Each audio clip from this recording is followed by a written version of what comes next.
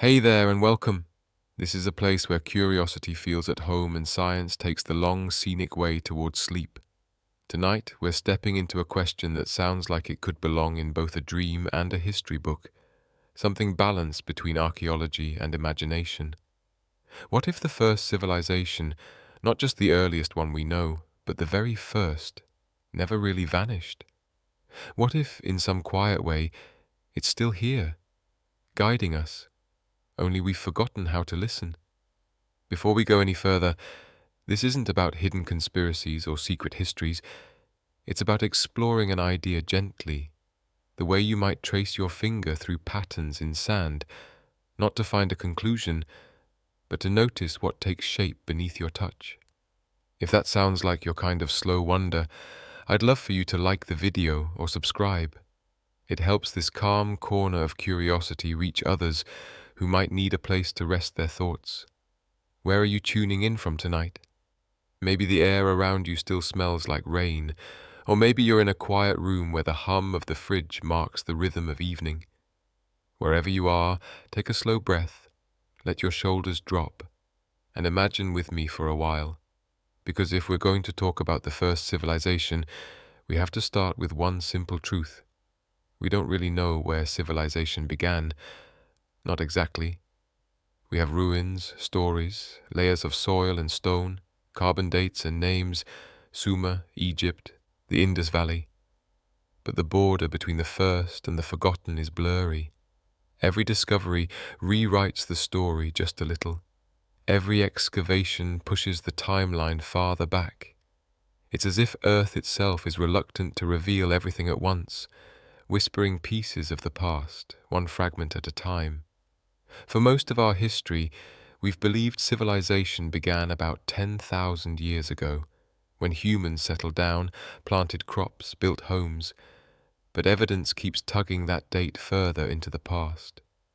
We've found ruins where we once thought there was only wilderness, carvings older than writing, stone circles raised by people we never thought farmed at all.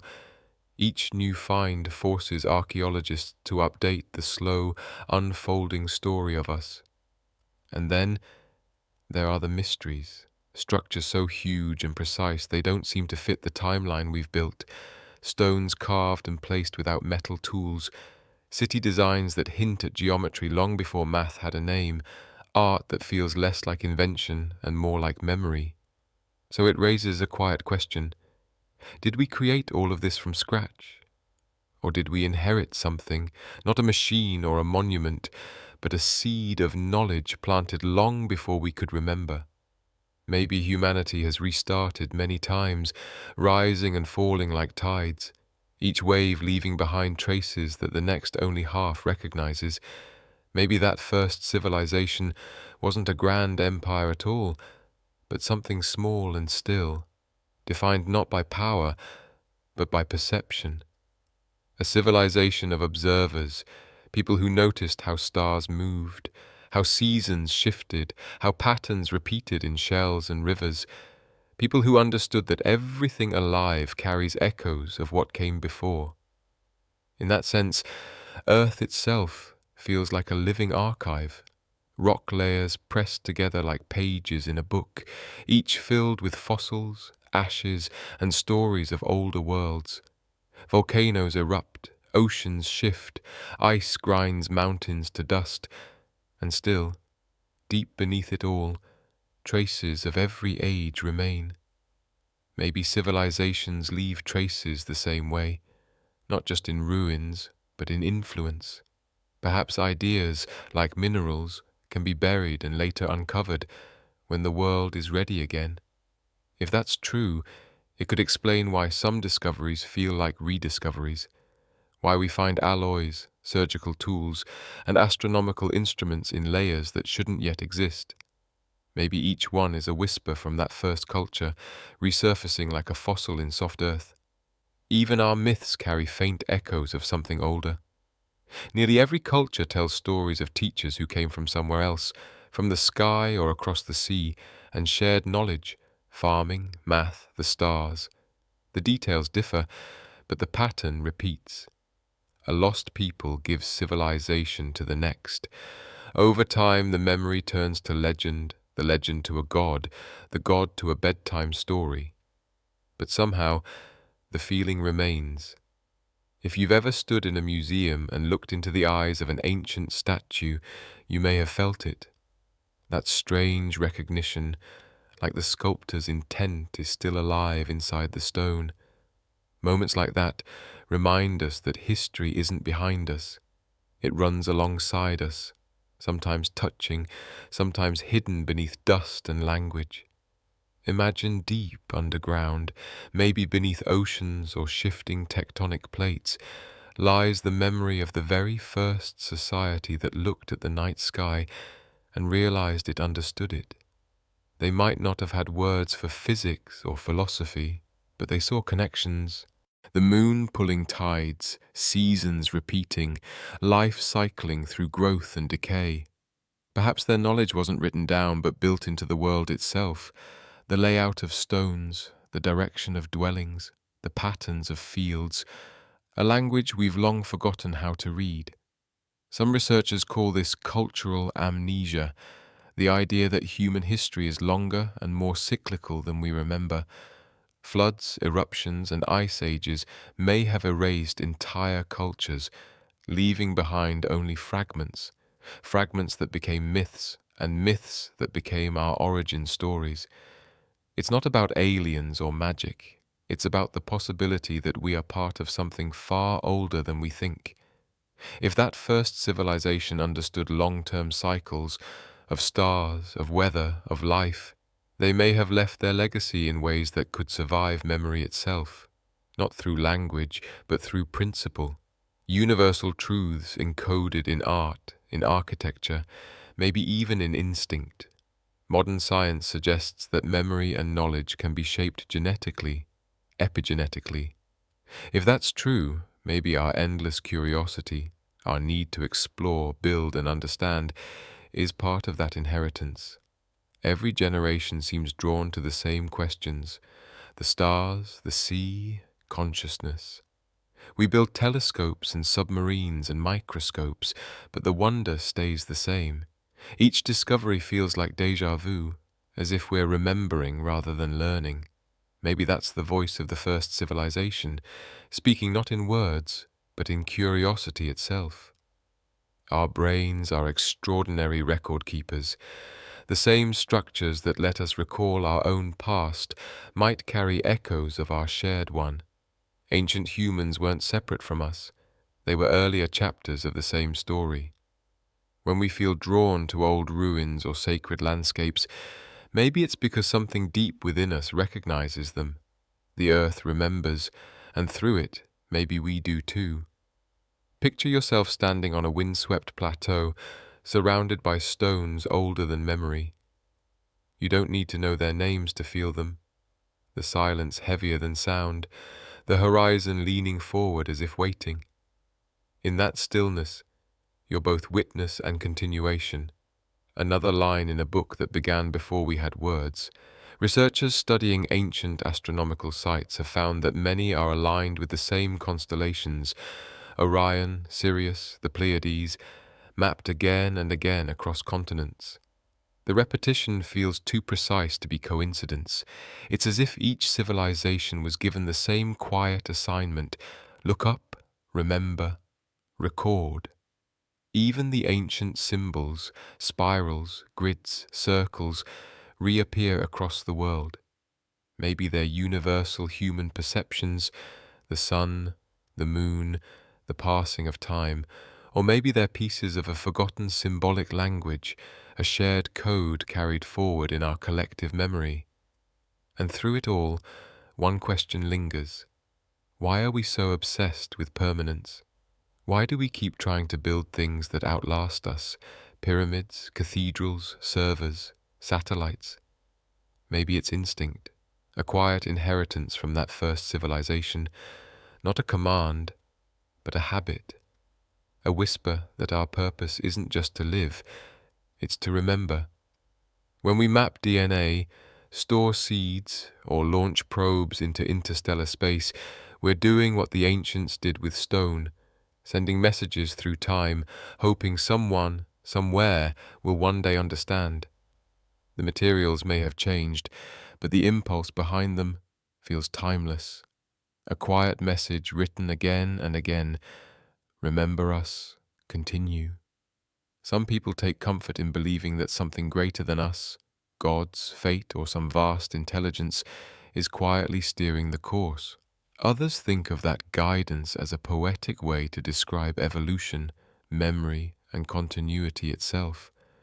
But maybe the truth is even simpler. Maybe what we call guidance is really just the world remembering itself through us. The atoms in your body were forged in ancient stars. The calcium in your bones might once have been coral in a prehistoric sea. The air you breathe tonight could have passed through the lungs of something that walked this planet 100 million years ago. So why wouldn't knowledge, the very patterns that shaped civilization, also circulate, recycled through time, waiting for us to recognize it again?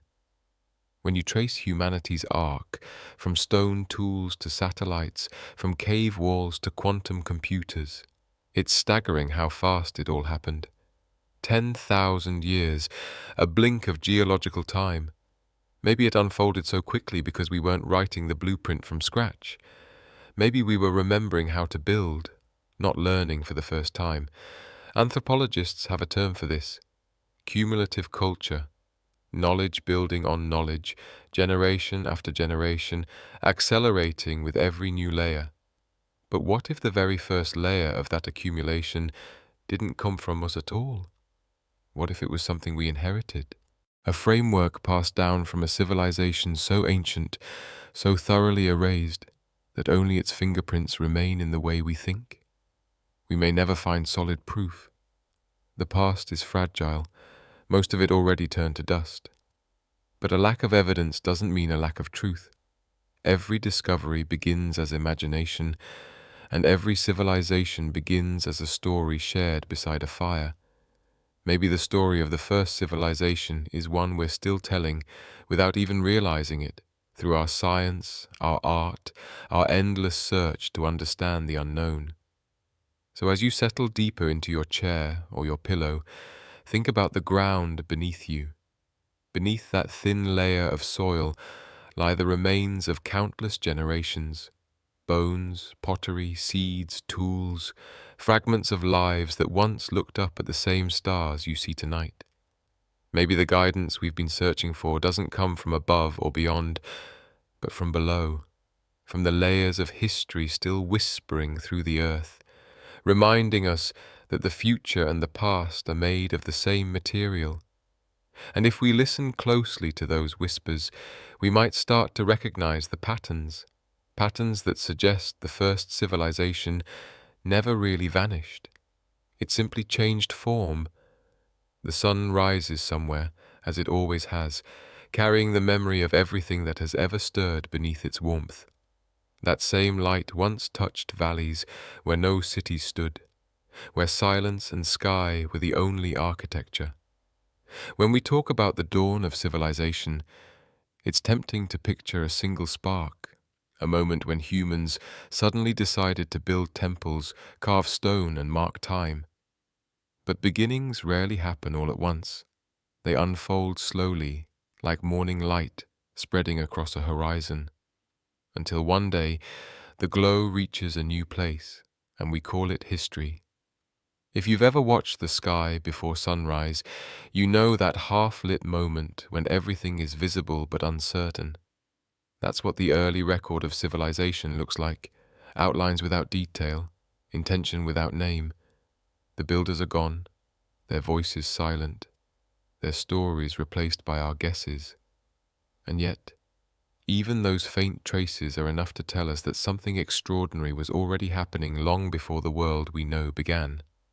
Archaeologists talk about thresholds, the points where everything changes: the mastery of fire, the invention of tools, the birth of farming. But the line dividing prehistory from civilization isn't sharp. Farming didn't appear in one valley on one day.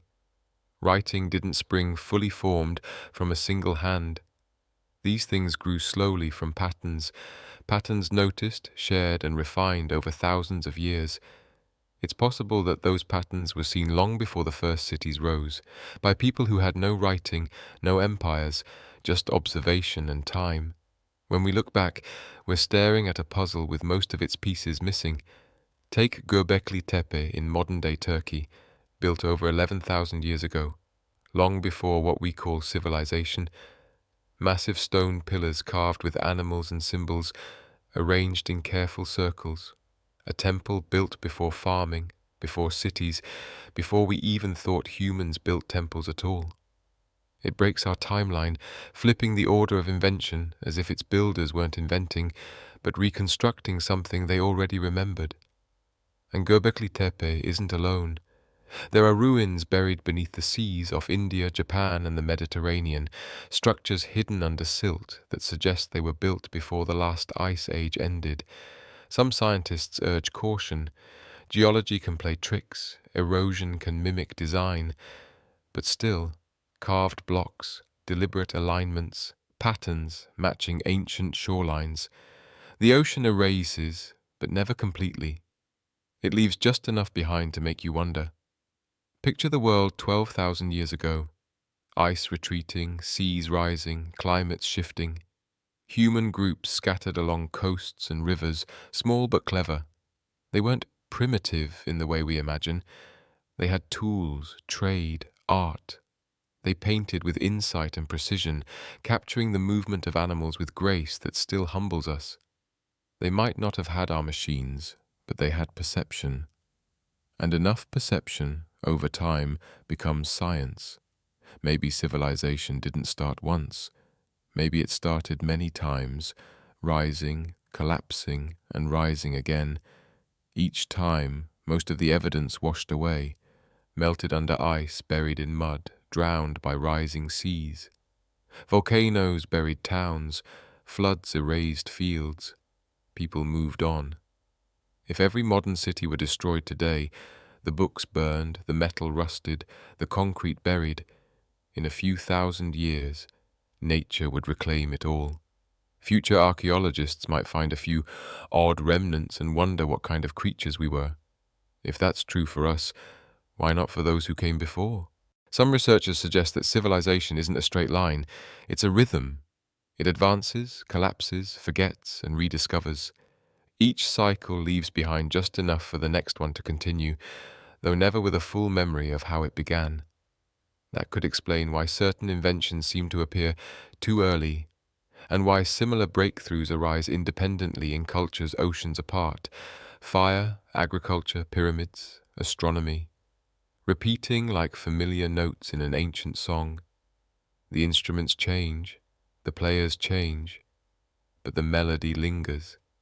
Even our oldest myths seem to echo that rhythm. Flood stories, for instance, appear everywhere, from Mesopotamia to the Americas to the Pacific Islands. They tell of a world washed away, of survivors carrying knowledge into a new age. Maybe those tales aren't pure fiction. Maybe they're cultural memories of real disasters that ended older civilizations, leaving only fragments. To the survivors who came after, the few who remembered would have seemed like gods, their technology misunderstood, their knowledge turned to legend. As centuries passed, memory blurred into myth. Think about how knowledge moves through time. It only takes a small group, a handful of survivors teaching a few essential things: how to build, how to plant, how to chart the sky. Within generations, the origins fade, but the knowledge remains. Later civilizations would think they invented it, and in a way they did. But the spark might have come from something far older. We underestimate how much can survive through story alone. Before writing, people carried entire libraries in their minds: star maps, laws, genealogies, cycles of seasons. Some Aboriginal Australian songlines are believed to encode maps and ecological knowledge tens of thousands of years old. Those songs describe rivers and landmarks that still match the landscape today. That's not folklore, it's data, wrapped in melody. So imagine what else might live in the world's oldest stories, waiting for us to understand. Even language itself may carry traces of that forgotten dawn.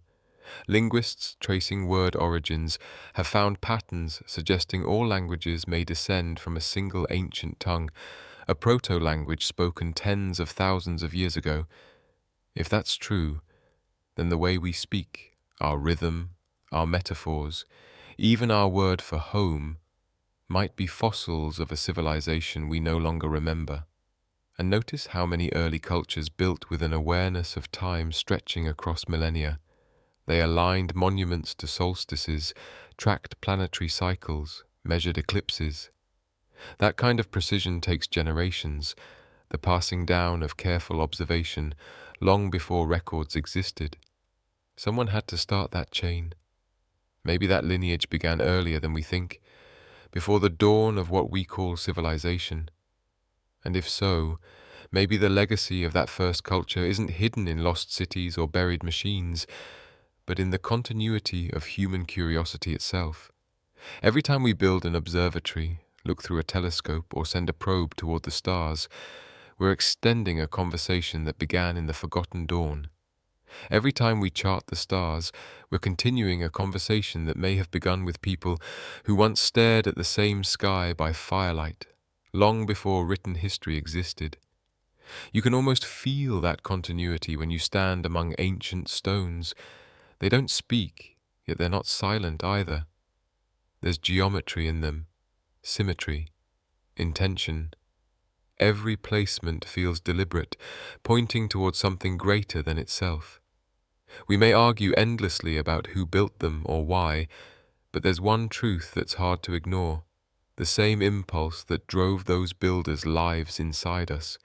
We still measure, align, and calculate. We still reach for order in the chaos of the cosmos. If that instinct was once taught, it's never been forgotten. The forgotten dawn isn't just a moment in time, it's a cycle. A pattern that repeats whenever humanity starts to remember what it already knows. Each new age begins with rediscovery, a slow awakening. And maybe what we call progress is really the gradual return of something that's always been part of us. Some scientists look for evidence in stone and metal, artifacts, tools, structures. Others search in behavior, in myth, in shared patterns across cultures, but both are chasing the same thing, a glimpse of our first awakening. Even though our physical record is incomplete, the flow of ideas tells its own story. Mathematics, for instance, didn't begin simple. It appeared in early civilizations already refined. Geometry in ancient Egypt and Mesopotamia wasn't primitive. It was advanced, suggesting roots that stretch far beyond their own timelines. The same is true for astronomy, agriculture, even governance. Complex systems don't appear overnight. They evolve, or they're inherited. If a civilization existed before the ones we know, its legacy may not lie in machines or monuments, but in concepts so deeply woven into human life that we no longer question their source. Measurement, calendars, the belief that the universe follows a structure. Maybe these are echoes from minds that watched the same sunrise thousands of generations ago, at the dawn of another forgotten world. As the night deepens and thoughts of that ancient morning linger, it's worth remembering how much of our own story remains hidden. Most of Earth's surface is covered by ocean, and the seafloor remains largely unexplored. Entire chapters of human history could be lying beneath those waters, sealed by time and tide. Maybe one day our technology will uncover them, or maybe Earth itself prefers to keep certain memories buried, until we're ready to understand them. If the first civilization still influences us, perhaps it's not through deliberate design, but through inheritance, through the quiet momentum of continuity. Every culture carries traces of the last. Every innovation is the translation of an older idea. Civilization might not be a beginning at all, but a continuation, a flame passed forward through ages, burning brighter and dimmer, yet never extinguished.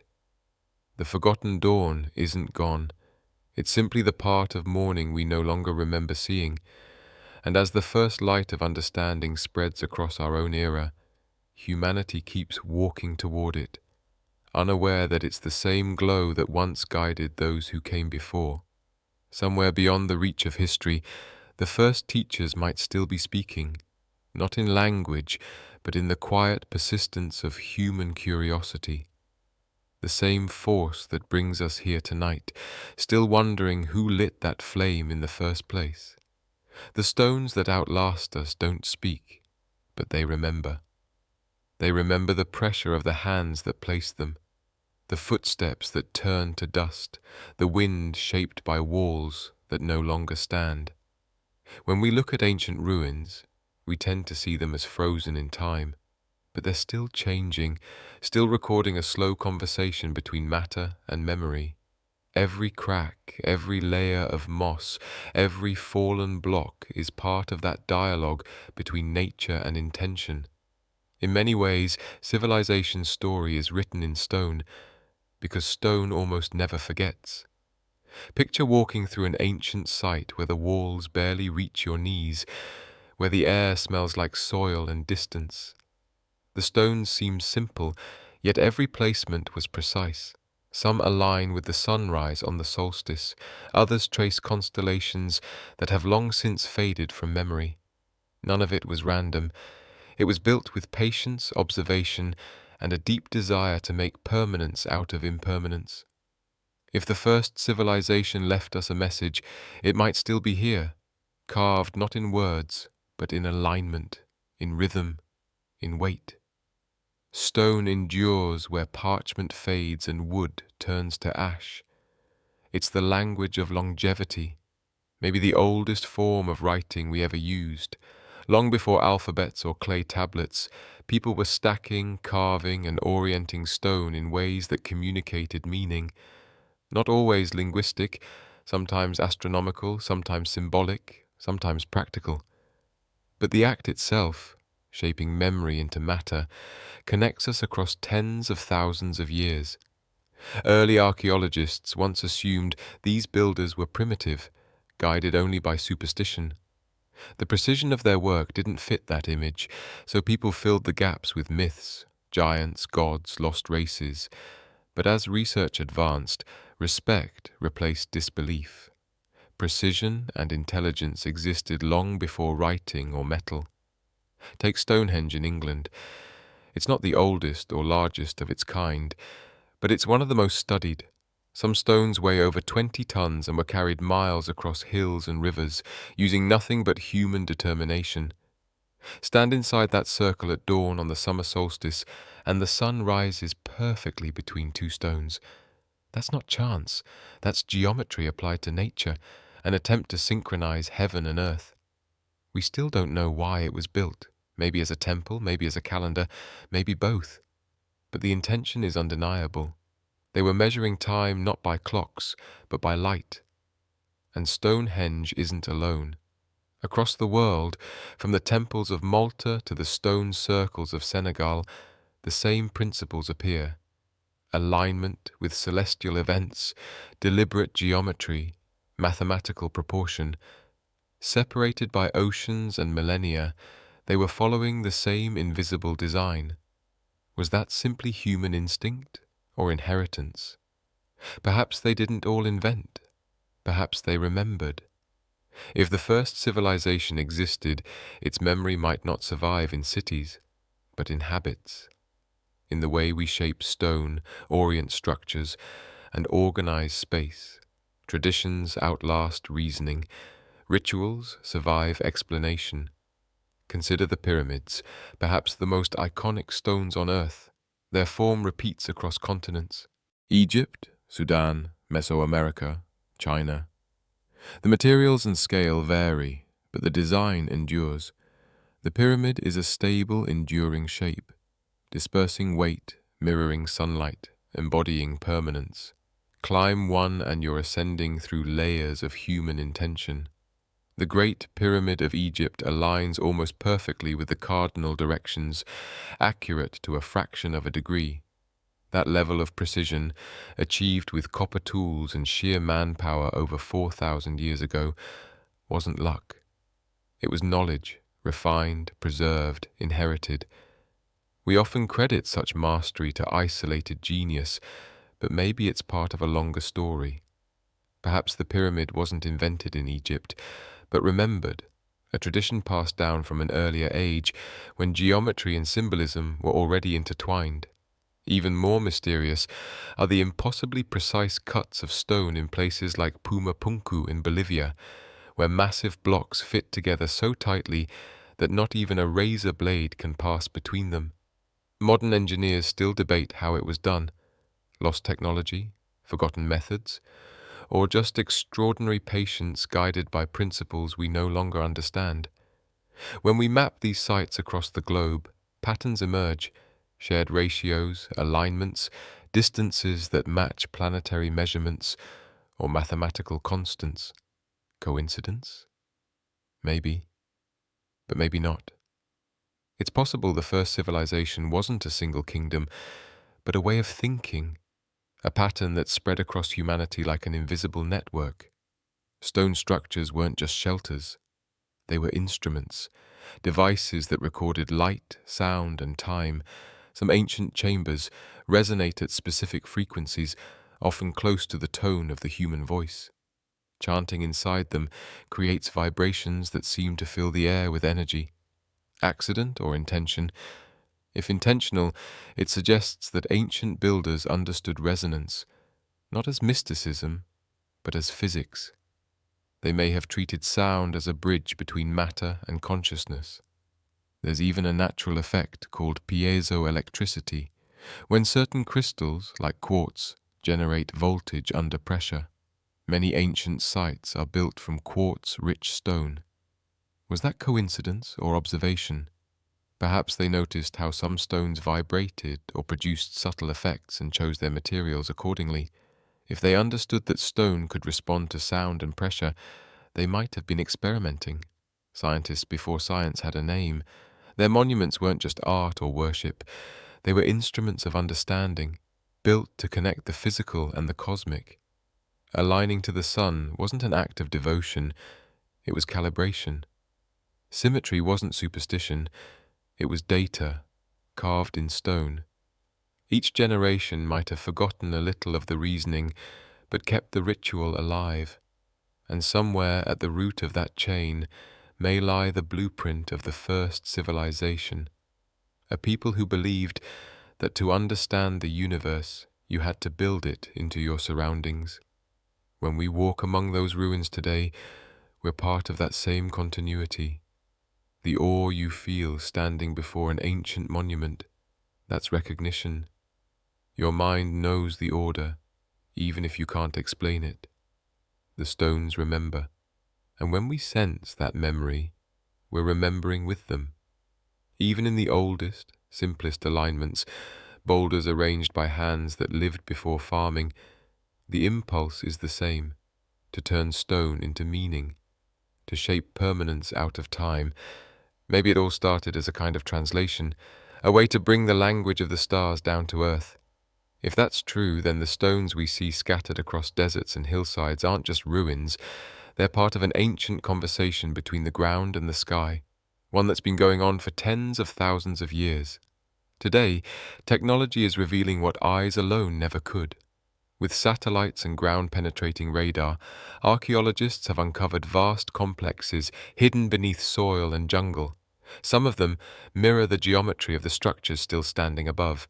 Same precision, same patterns, same intent. The deeper we look, the clearer it becomes. We've barely scratched the surface. Civilizations, once thought to be isolated, were often connected by trade, migration, or the silent passing of ideas. What we call coincidence might actually be communication. Messages carved not in words, but in architecture. There's something humbling in realizing that stone outlasts everything we build. Wood rots, metal rusts, but stone remains. Even when it falls, it stays close, waiting to be used again. Many temples were raised upon the bones of older ones, their ancient blocks reused, their foundation literally layered with time. You can often see the difference: darker, denser, older stone below, lighter, rougher cuts above. It's as if later builders were trying to reassemble a puzzle they didn't fully understand, following the faint outline of an ancient plan. In that way, maybe the first civilization never ended. Maybe it's still building through us, its memory carried in the stones we reuse. Our fascination with stone hasn't faded. We still carve it for monuments, stack it for walls, mark graves with it. Memories made solid, built to resist forgetting. When we shape stone, we join a lineage that stretches back to the world's forgotten dawn. Maybe we do it instinctively, drawn to the permanence, the feeling that stone remembers what we cannot. And really, our cities today aren't so different. The concrete in our towers is powdered limestone. The glass in our windows is melted sand. The steel in our bridges is forged from the bones of the earth. We're still shaping the same planet, still turning matter into memory, still chasing permanence out of passing things. When you stand outside and feel the solid ground beneath your feet, that's the same stone that held the feet of the first builders. It carries the imprint of their choices, their experiments, their beliefs. And in a way, it carries us too. Every city, every monument, every foundation rests on the labor of the past. Whether we admit it or not, the world beneath us is part of a story that began when someone, somewhere, placed one rock on top of another, for reasons only they understood. Maybe the first civilization's greatest creation wasn't a monument at all. Maybe it was the realization that permanence itself could speak, that by shaping the earth, you could send a message across time. That idea alone might be the message we've been following ever since. Every culture after has tried to say the same thing. We were here. Maybe the first civilization was the one that taught us how to say it. If you ever visit an ancient site, take a moment before you analyze or photograph it. Stand still. Listen. That sound you hear isn't silence. It's memory settling. The stones may not speak, but they answer attention. They remind you that everything we build is part of something older, something still unfolding. Civilization isn't just a list of empires or cities. It's the long conversation between human intention and the material world, carried forward through stone and still continuing under our feet. And as night settles in, it's hard not to wonder if the first civilization didn't need to survive in body to keep shaping us. Maybe its memory lives in the act of building itself, in our hands, in our instincts, in that quiet urge to align and create. Maybe the stones that remember aren't relics at all. Maybe they're still working, still holding the blueprint of how humanity remembers itself. The sky has always been our oldest screen, a shifting canvas of light and motion that every generation has stared into, searching for meaning. Before writing, before clocks, before even the idea of time, people looked up and saw patterns, and those patterns became stories, calendars, instructions. The same sun that wakes us each morning once rose as a god to ancient people. The same stars that shine tonight once guided harvests and migrations for civilizations long gone. When we think of the first civilization, we tend to look down at ruins, stones, artifacts. But maybe we should be looking up, because if any knowledge can survive the ages, it's written in the sky. Stars don't decay. They don't sink beneath oceans or crumble to dust. They return every night, for as long as eyes have opened to see them. The sky is the only monument that never collapses. It's easy to underestimate how much early humans knew. We imagine them as primitive watchers, noticing only the obvious. But evidence says otherwise. Long before telescopes, people tracked eclipses, mapped constellations, predicted planetary alignments, even observed precession. the slow wobble of Earth's axis that takes thousands of years to notice.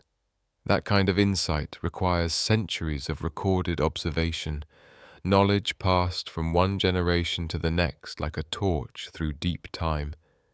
In southern Egypt, the stones of Nabta Playa form a circle aligned to the summer solstice sunrise, built over 7,000 years ago. Older than Stonehenge, older than the pyramids, too early, by our standards, for astronomy. And yet the builders knew exactly where the sun would rise and fall, year after year. That's not guesswork, that's data gathered over lifetimes. And it's not unique. Across continents, the same alignments appear. The Maya tracked Venus with precision rivaling modern astronomers. In Ireland, Newgrange lights up once a year at the winter solstice, sunlight flooding a stone passage designed for that single moment. In the Andes, Machu Picchu aligns perfectly with the cardinal directions, marking solstices with windows carved to catch the sun. None of these cultures could have known about each other, yet they built in the same language of light and shadow. It's as if the blueprint wasn't on paper, but written in the sky itself. Why did they do it? Sure, it had practical use, planting seasons, floods, navigation, but it was also spiritual. Aligning with the heavens meant aligning with the universe, living in rhythm with the cosmos itself. That belief might be the most enduring inheritance of all.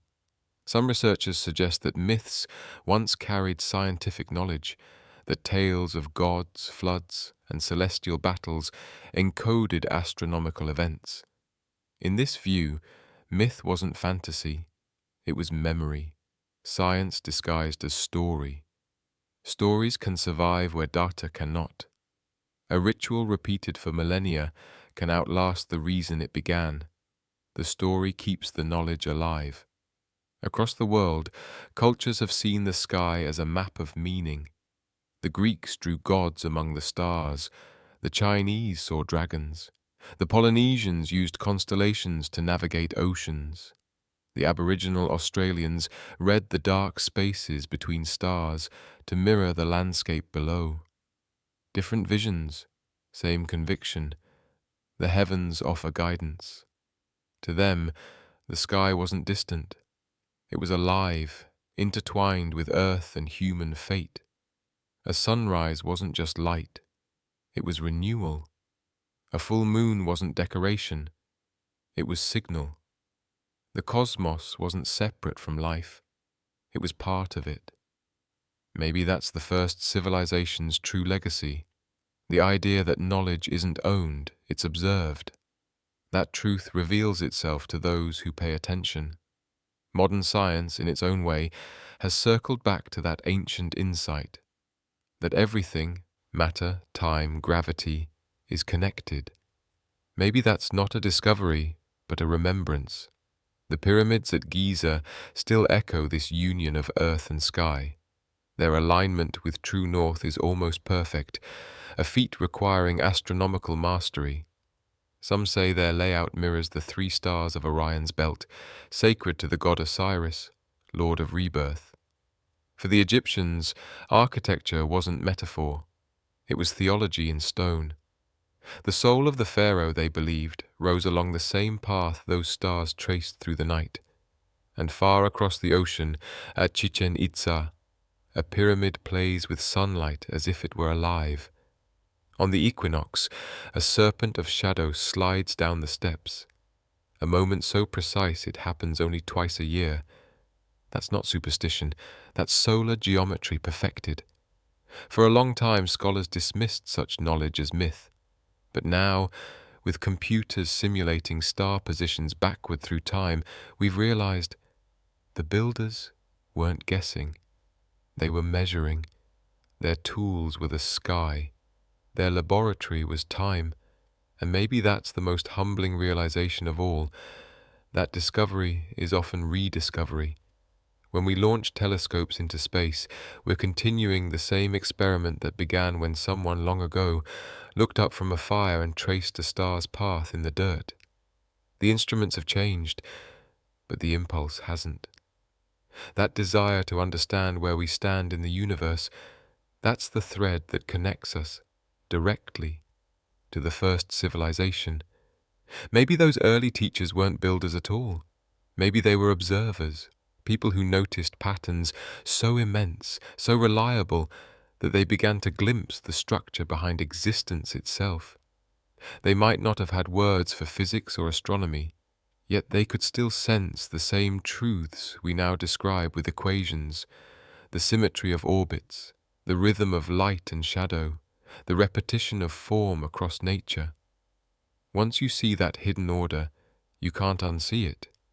You begin shaping your world and your life to match it. That impulse might have been the seed of civilization itself.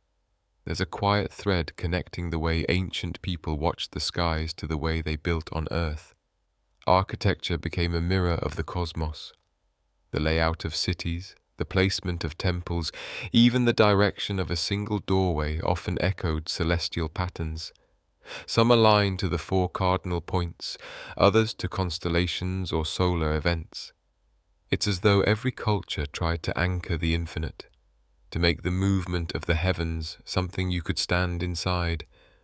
Those alignments were more than symbolic. They were timekeepers.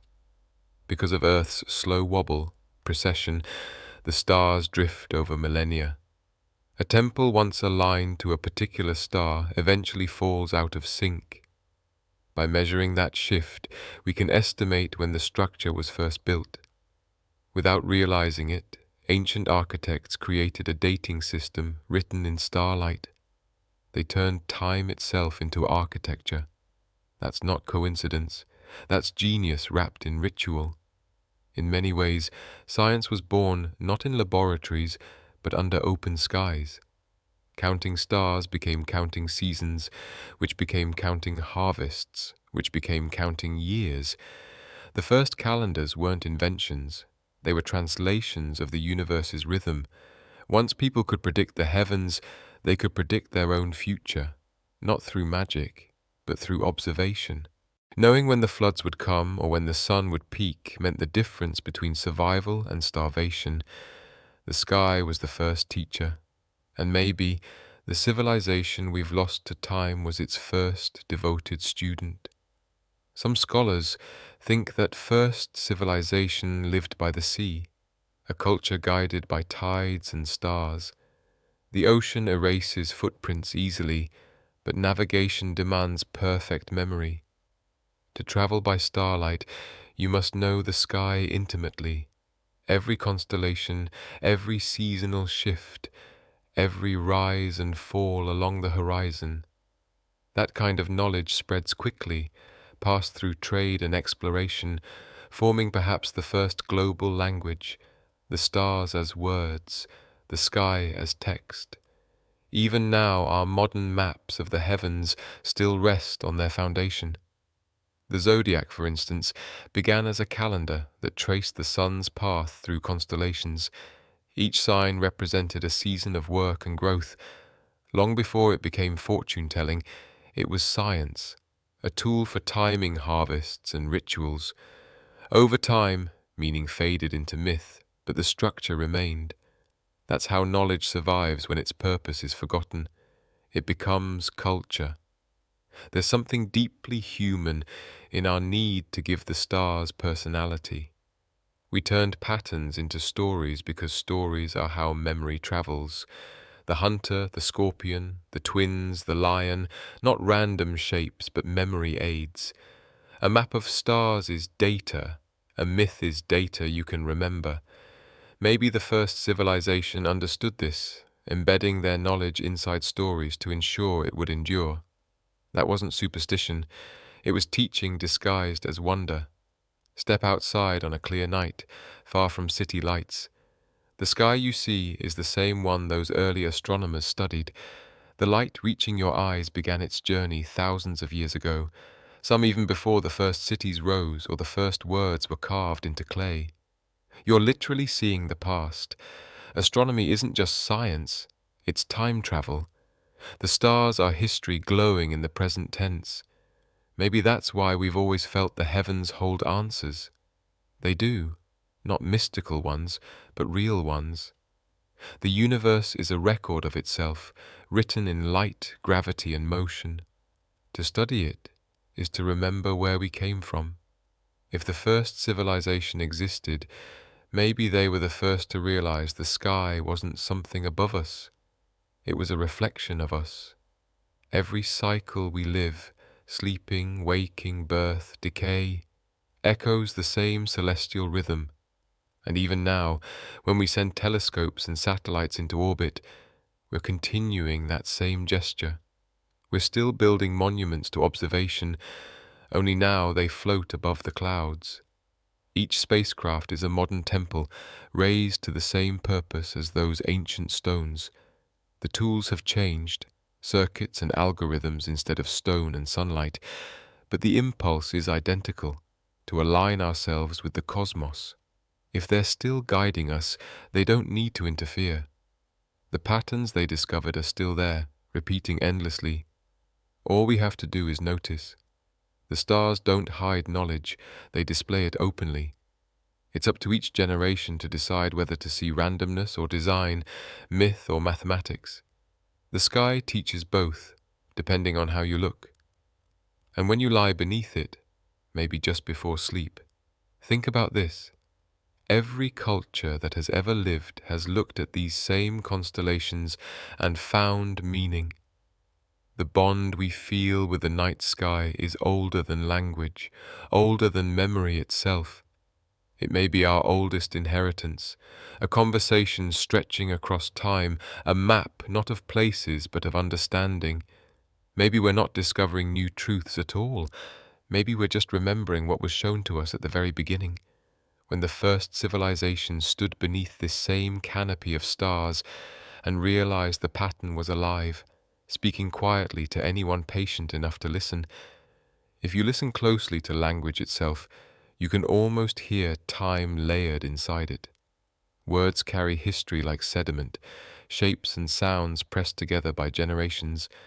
Every phrase we speak is built from thousands of years of repetition, correction, and shared memory. In that way, language is our oldest living artifact. Unlike stone or metal, it's alive, always shifting but never forgetting. It hides memory in plain sound. Imagine the moment when someone first decided a sound could hold meaning. It's impossible to picture. A world without names, without syntax, without bridges between minds. Somewhere at some time, a noise became a sign, and thought found a way to travel. That might have been humanity's first act of creation, not fire or tools, but the decision that vibration could carry intention. From that spark, civilization was inevitable. But what if language didn't just begin once? What if it was inherited, not in words, but in instinct? Children don't learn speech through imitation alone. They're wired for it. That capacity might be older than our species, a legacy passed from an earlier culture that discovered communication not by chance but by design. Every language today, from English to Mandarin to Quechua, carries faint echoes of older tongues. You can trace their ancestry like genetic lines. Indo-European languages, for instance, share roots that can be reconstructed with remarkable precision. Yet beyond those families, some linguists search for something deeper. A proto-human tongue, a single origin spoken before people scattered across the world. Its words are gone, but its rhythm might remain, hidden in the way our thoughts take shape, in the cadence of our speech. That rhythm could be the last whisper of the first civilization, because language isn't just vocabulary, it's architecture. Grammar itself shapes how we see reality. Some tongues divide the world into living and non-living, others mark time, gender, or relationship. Each structure reflects a different understanding of existence. If the first civilization built that original framework, then every word we speak may still echo their design. It's striking how languages divided by oceans share similar metaphors. We talk about time as though it's space, something we move through or look ahead toward. Cultures that never met use the same mental scaffolding. Maybe that's not coincidence. Maybe we all inherited a shared architecture of thought, a cultural memory so ancient it's fused into our biology. The oldest written languages we found, Sumerian, Egyptian hieroglyphs, the Indus script, already appear mature, organized, rule-bound. That suggests a long prehistory of speech before anyone began carving symbols. Grammar isn't invented overnight. It grows through centuries of dialogue and memory. So who started it? If a first civilization existed, they might have perfected spoken language long before writing was born. When symbols finally appeared, they may have been an attempt to preserve something already old. Even now, traces of that lost voice remain, in chants, myths, and ritual phrases repeated for millennia without change. Certain sounds, names for earth, sky, fire, and water, echo across cultures. It's tempting to call it coincidence, but sound symbolism runs deep in the human mind. Some sounds simply feel like what they mean. Mama, for instance, appears in nearly every language, one of the easiest sounds for infants to make, tied to the person they need most. Beyond that, you find patterns. Words for water often flow with open vowels. Words for hard things snap with sharp consonants. It's as if sound itself remembers, carrying fragments of a shared logic older than humanity, a memory woven into the very shape of speech. When you hear an ancient language spoken aloud, say reconstructed Sumerian or Old Egyptian, it sounds strangely familiar. You can't understand the words, yet something in the rhythm feels known. It's as if your mind already recognizes the emotion being carried, even without knowing the code. That may not be imagination. Certain tones and inflections are wired into us, neurological echoes that link sound to emotion and environment. We react to tone just as much as meaning. A command, a comfort, a question. They all carry rhythms that cross every border. Those rhythms might be humanity's oldest and most enduring language, passed not by teaching, but by inheritance. Think about how we communicate beyond words, through gestures, facial expressions, and posture. Those are languages too, ones that even newborns understand instinctively. You don't have to be taught to recognize a smile or a frown. Our ancestors must have depended on such signals long before speech evolved, and maybe they never stopped. The first civilizations might have used sound and movement so seamlessly that words, gesture, and meaning were one continuous act. Some indigenous languages today still preserve traces of that unity, where speech and motion complete each other. It reminds us that language isn't just sound, it's embodied. Linguists have a term for how language shapes thought: linguistic relativity. It suggests that the words we use mold the way we perceive reality. For instance, in some Australian Aboriginal languages, there are no words for left or right. Directions are always described as north, south, east, or west. Speakers of those languages stay oriented even in total darkness because their minds constantly map the world around them. Their cognition has evolved to fit their linguistic system. So if the first civilization deliberately designed its language, maybe it wasn't just for communication, but to shape perception itself, to tune human thought to certain truths about the universe. A language like that, crafted to build awareness, could survive its creators simply by reshaping the minds of their descendants. We might still be thinking in that ancient structure without realizing it. The abstract categories we live by, time, matter, cause, self, might not be inventions, but inheritances. The fact that nearly every culture divides reality into similar concepts suggests we didn't each invent them from scratch. They could be linguistic fossils from a single source.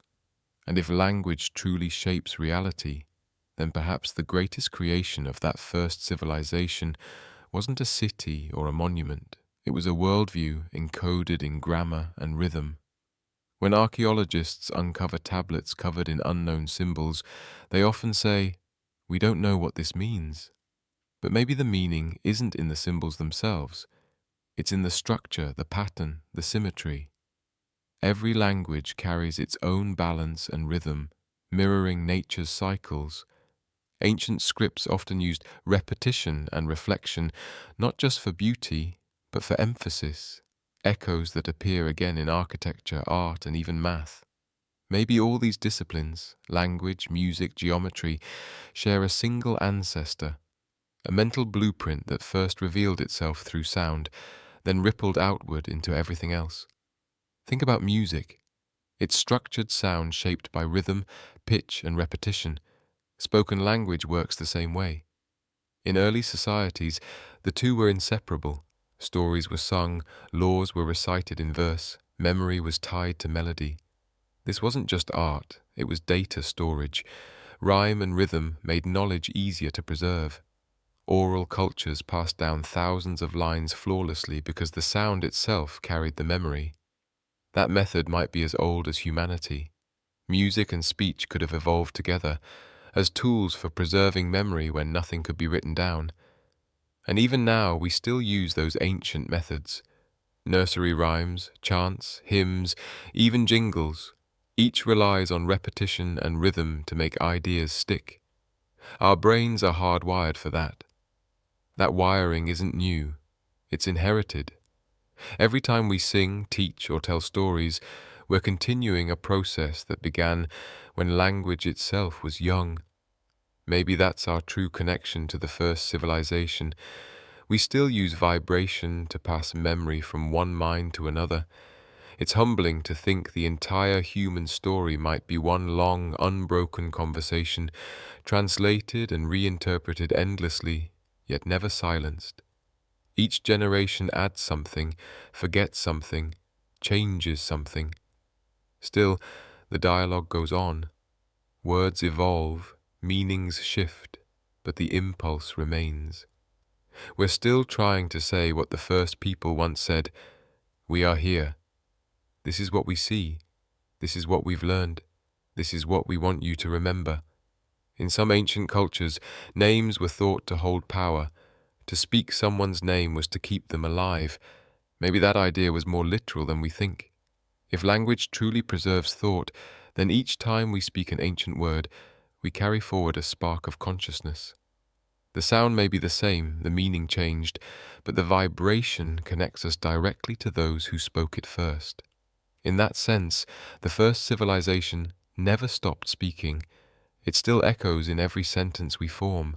Linguists remind us that no language is ever static. Even isolated tribes invent new slang and shift pronunciation. Yet beneath all that change, there are constants, deep, universal structures. Every language separates nouns from verbs, expresses negation and causation. These aren't random. They reflect how the human mind organizes reality.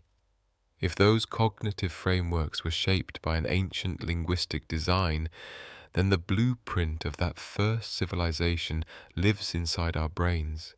We're not just biological descendants, we're linguistic ones.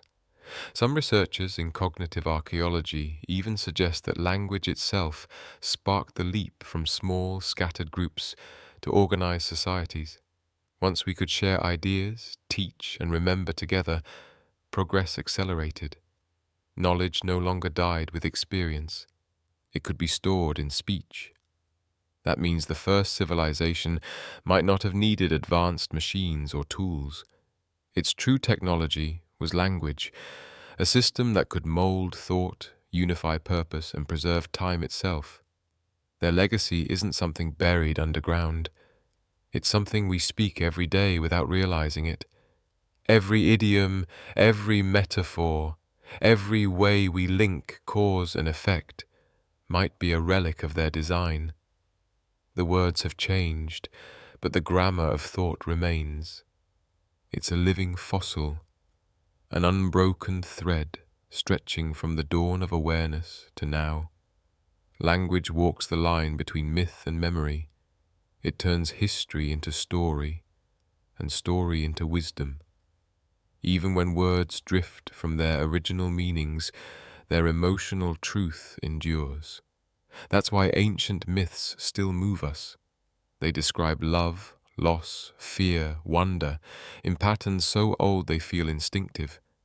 Maybe those patterns were crafted on purpose, long ago, to ensure that no matter how much our words evolved, the feelings behind them would always be understood.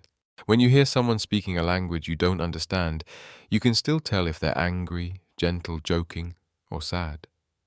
That shared intuition might be one of humanity's last universal languages.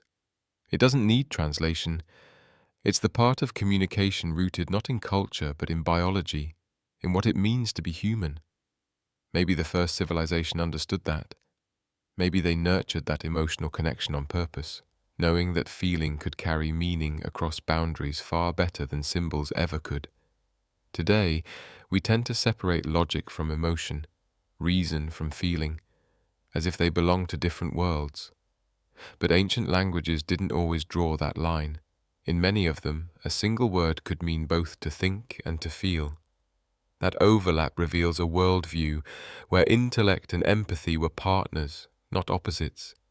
If the first civilization helped shape language, maybe they designed it to preserve that unity, to keep mind and heart intertwined.